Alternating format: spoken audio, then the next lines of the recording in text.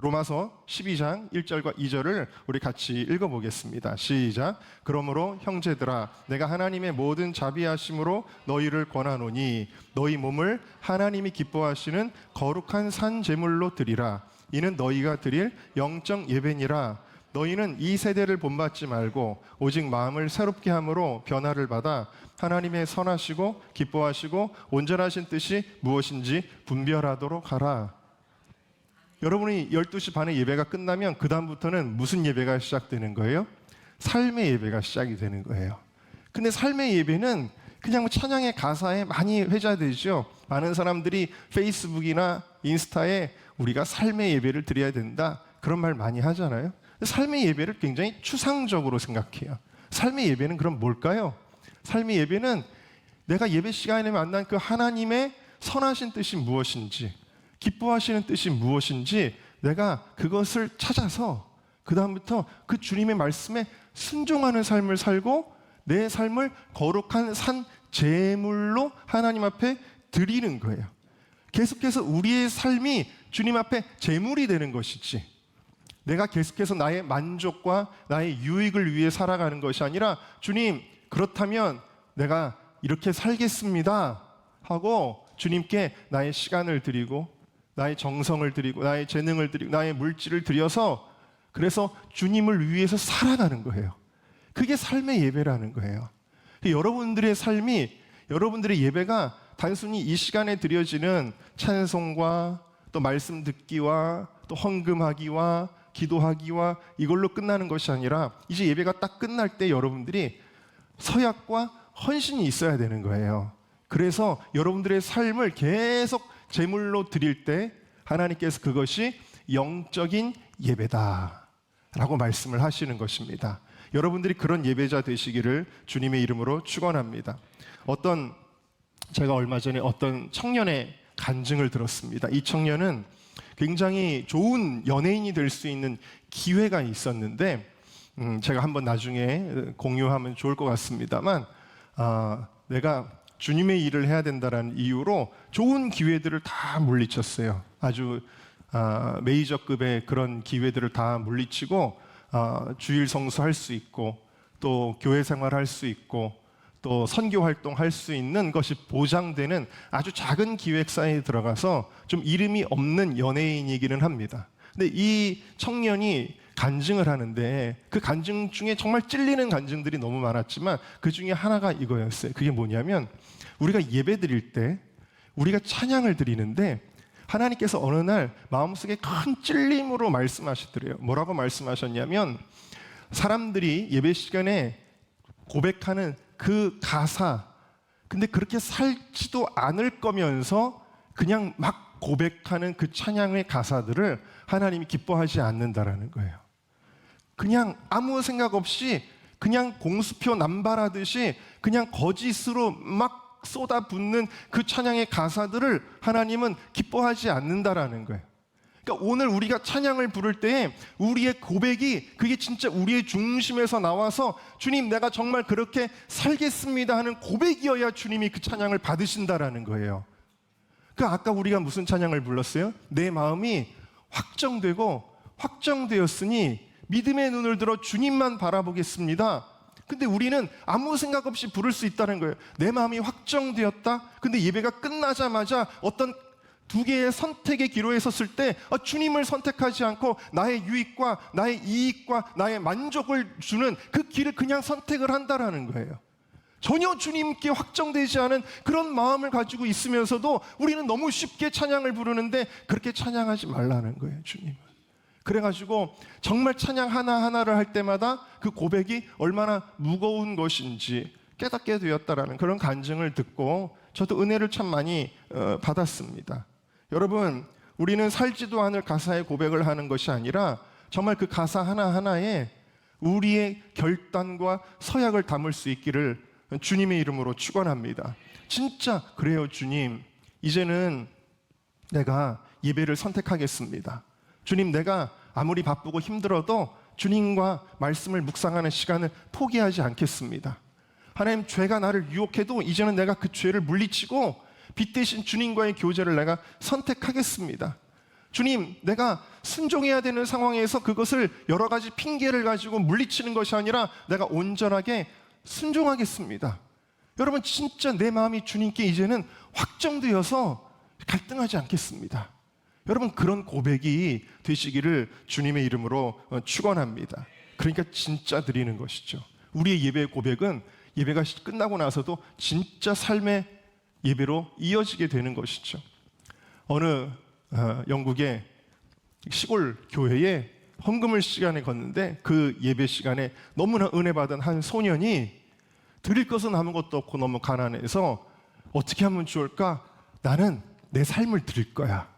그래가지고 헌금 바구니에다가 자기의 다리를 갖다가 넣어놓는 아주 기이한 현상이 발생했습니다. 성도들이 수근수근하고 쟤 왜 저러지? 장난치는가?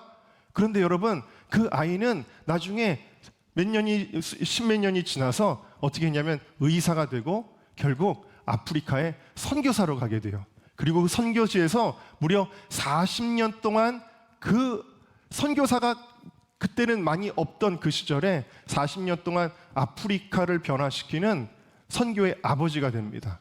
그 사람이 바로 리빙스턴이죠. 여러분, 리빙스턴이 어렸을 때 그 예배 시간에 보여준 그 퍼포먼스는 단순히 어른들을 신기하게 하는 퍼포먼스가 아니었다라는 거예요.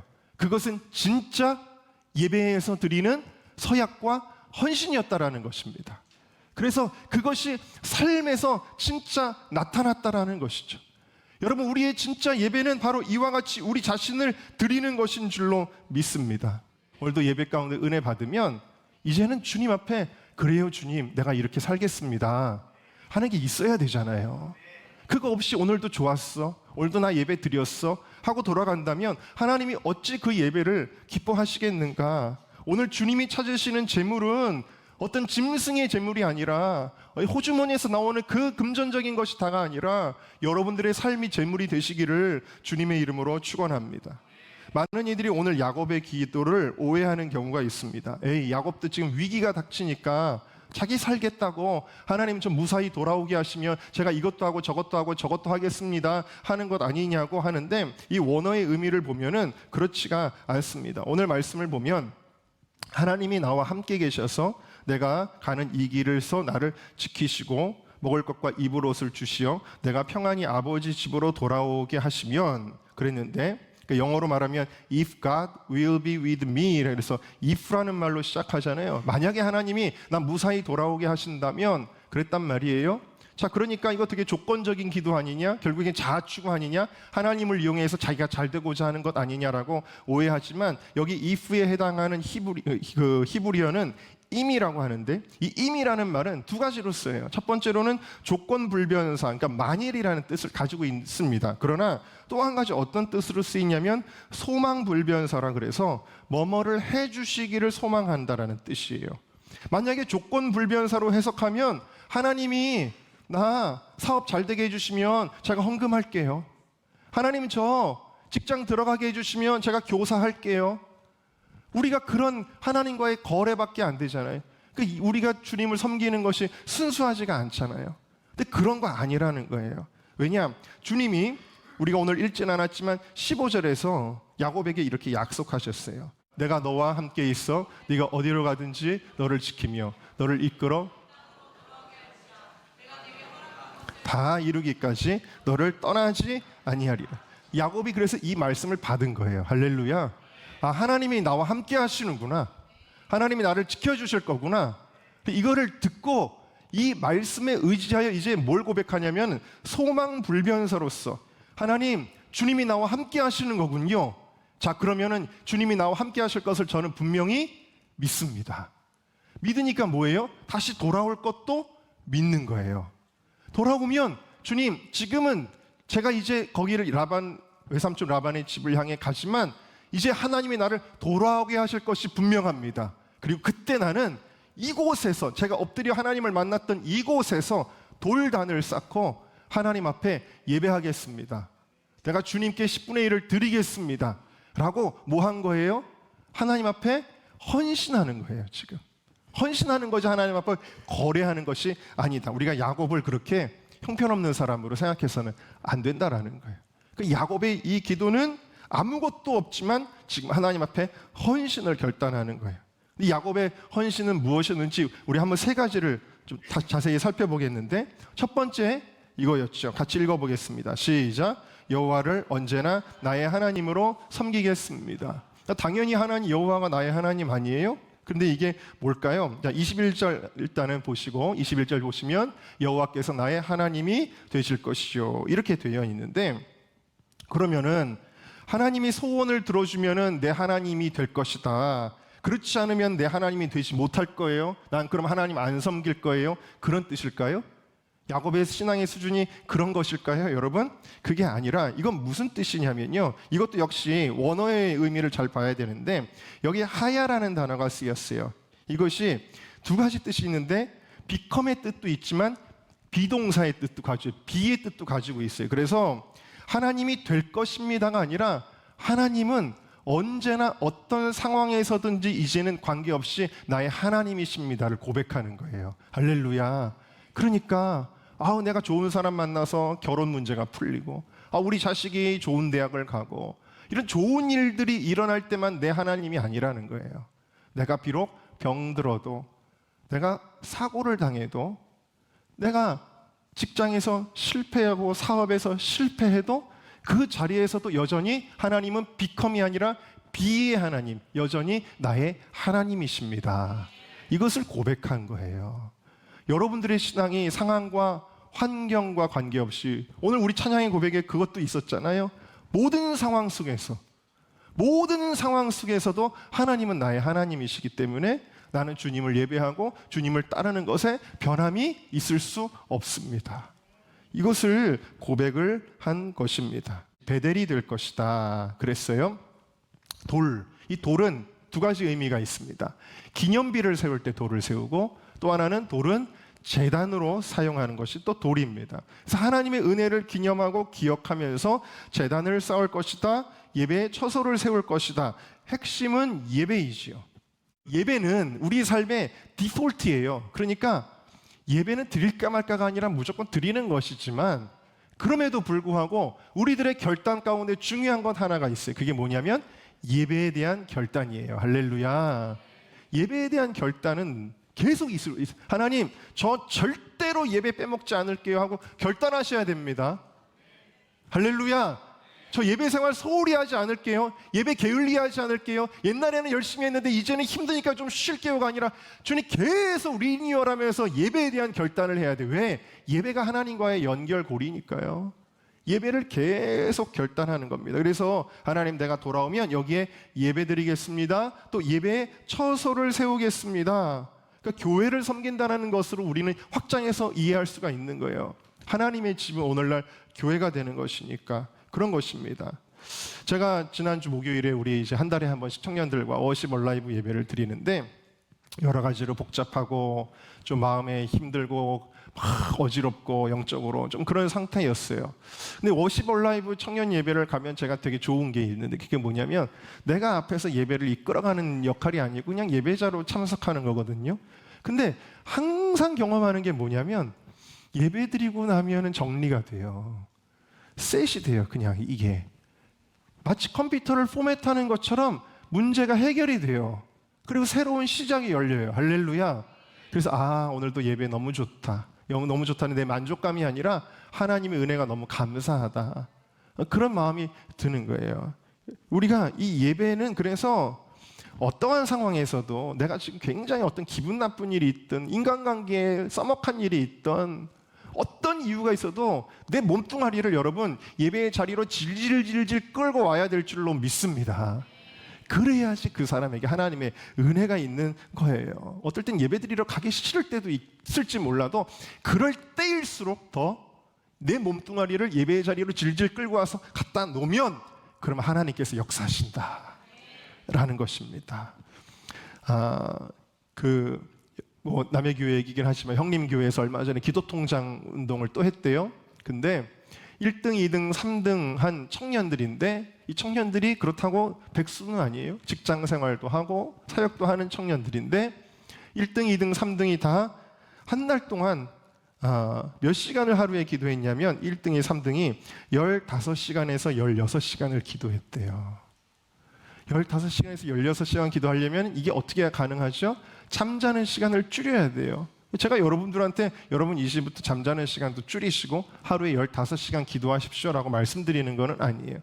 여기서 우리가 그래도 뭔가 도전을 받고자 하는 것은 뭐냐면 사모하자라는 거예요. 여러분 예배를 사모하고 기도를 사모하자라는 거예요. 왜 안 힘들겠어요? 힘들죠. 그런데 이렇게 기도하고 나서 놀라운 은혜들을 고백하는 것을 보게 되어지는 것입니다. 지난주에 어떤 청년이 저한테 이제 찾아왔는데 좀 이렇게 좀 뭐 아주 좋은 일은 아닌 거를 이제 저한테 보고를 했습니다. 삶에서 보고를 했습니다. 근데 제가 얼마 전에 하나님이 너에게 이런 약속을 주셨어. 너에게는 이게 주어졌어 라고 선포했던 청년인데 현실은 그렇지가 않거든요.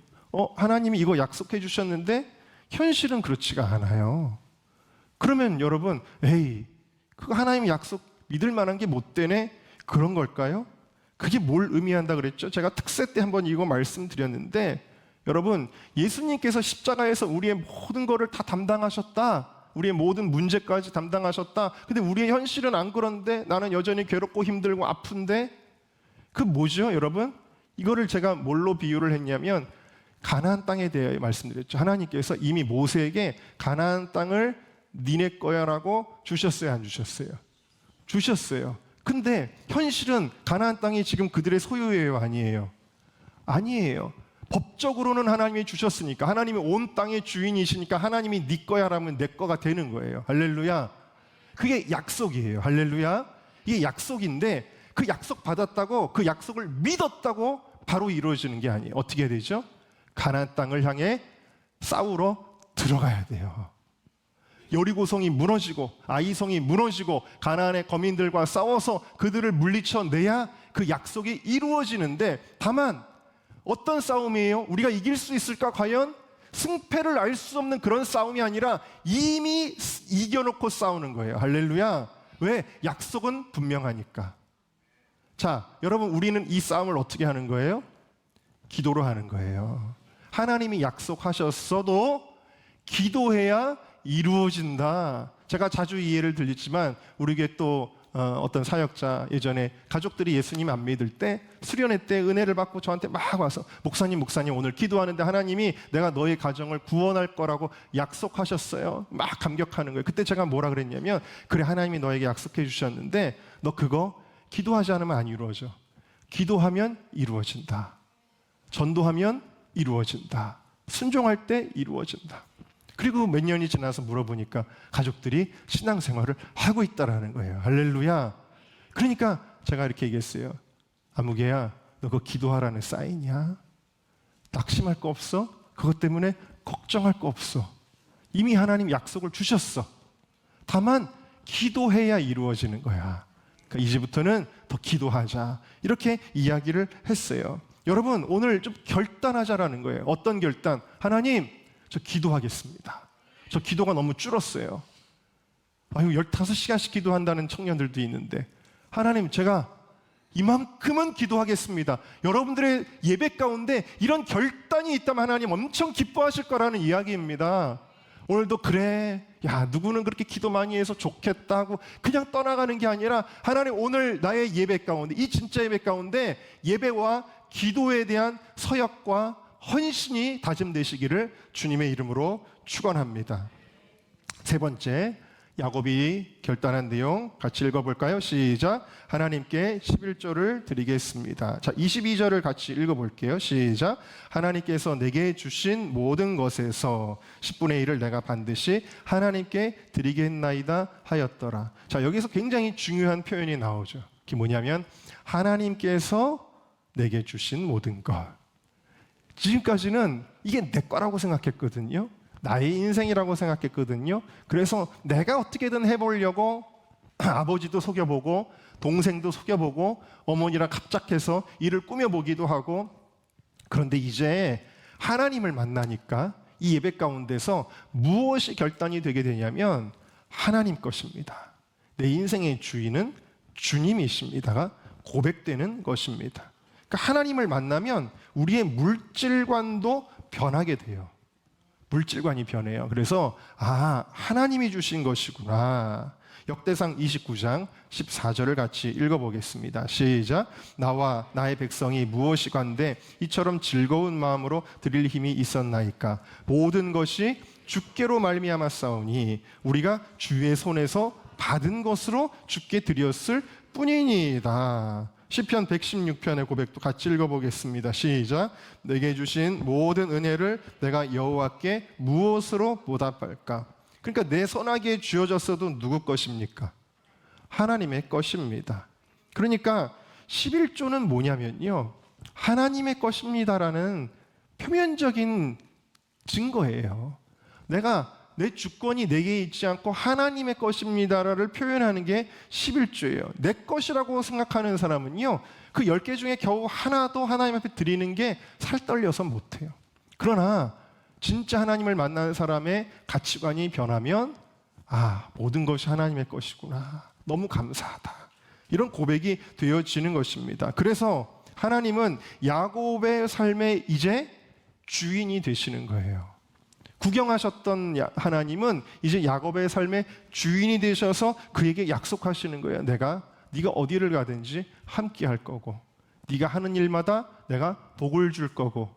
여러분, 야곱이 영리해서 라반의 집에 가서도 양떼가 늘어난 게 아니에요. 하나님이 그렇게 되도록 축복하신 거예요.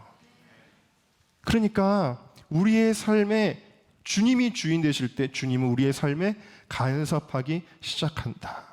자, 결론을 맺겠습니다. 여러분의 삶에서 예배의 은혜가 있다면, 그렇다면 여러분들의 예배는 반드시 서약과 헌신이 있어야 하는 것입니다. 어떠한 상황과 환경에서도 하나님을 섬기시기를 주님의 이름으로 축원합니다.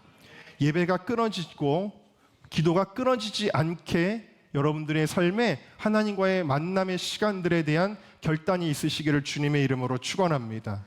내가 주인 되어 내 마음대로 시간과 물질과 에너지를 쓰고 그렇게 하는 것이 아니라 주님께 주권을 내어드리고 주님이 필요하시는 일에 내 몸을 드리고, 할렐루야, 내 시간을 드리고, 할렐루야, 내 물질을 드리고, 할렐루야, 주님의 뜻대로 나를 사용하여 달라고 결단하는 삶을 살아야 하는 것입니다. 많은 사람들, 청년들, 제가 인스타 같은 거 어쩌다 한번 이렇게 보면 오늘 예배 좋았어요, 말씀에 이런 내용이 있었어요, 그래서 찰칵 메모하는 거 찍어서 올리고, 그 다음에 커피숍에 가가지고 커피 마시면서 또 어디 놀러 가고. 그러니까 여러분, 오늘 여러분들이 진짜 예배를 드린다면 오늘 예배 좋았어요, 하나님 감사해요 하고 돌아가서 카페에서 커피나 마시면서 인스타를 올리는 그런 인생을 살아서는 안 된다라는 것입니다. 내가 오늘 우리가 이 시간에 서약하고 결단할 게 한두 가지가 아니잖아요. 하나님, 내가 스마트폰, 인터넷 줄이겠습니다. 결단이 있어야 돼요. 내가 은정교회 기도의 집으로 세워져야 되는데 나도 한몫하겠습니다. 주님, 기도의 지킴이가 되겠습니다. 내가 교회를 위해서 봉사하겠습니다. 순종과 헌신하겠습니다. 주님, 정말 우리 교회에 부흥해야 되는데 내가 나가서 전도하겠습니다. 이러는 서약과 헌신이 있어야 된다라는 것이죠. 오늘 여러분들은 어떤 서약과 헌신을 드리시겠습니까? 오늘 이 예배를 마무리하면서 여러분들은 어떤 서약과 헌신을 하시겠습니까? 여러분들의 예배는 진짜 예배가 될 수 있겠습니까? 이사야가 성전에서 하나님의 임재를 경험하죠. 엄청나게 하나님의 영광이 가득해서 도저히 그 낯을 들 수 없을 정도로, 그리고 천사들의 막 찬양 소리, 거룩하다 거룩하다 만군의 여호와를 찬양하는 그 소리가 울려 퍼지고 막 그러는 와중에서 주의 제단에 숯불이 와서 그를 찢고 이 이사야를 거룩하게 하면서 하나님의 음성이 들립니다. 이렇게 들렸죠. 내가 누구를 보내며 누가 우리를 위하여 갈꼬. 하나님이 그 패역한 백성, 누군가는 가서 듣기 싫어도 말씀 전해야 되는데 그 누구도 하지 못하는 그 일, 이 우상 숭배하는 이스라엘 백성에게 회개의 복음을 누군가는 가서 전해야 되는데, 야, 누구를 보내지? 보낼 사람이 없냐? 이렇게 하시는 그때에 이 이사야는 그 성전에서 하나님의 놀라운 임재에 감격만 하고 끝나는 것이 아니었잖아요. 오늘 예배가 너무 좋았어. 하나님의 임재를 내가 경험했어. 그걸로 끝난 게 아니잖아요. 그때에 내가 이르되 내가 여기 있나이다. 나를 보내소서 하고 서약하고 결단하게 된 것입니다. 여러분, 오늘 주님이 찾으시는 예배는 정말 우리가 제물되는 예배, 그리고 이 시간에 우리가 서약하고 결단하는 예배인 줄로 믿습니다.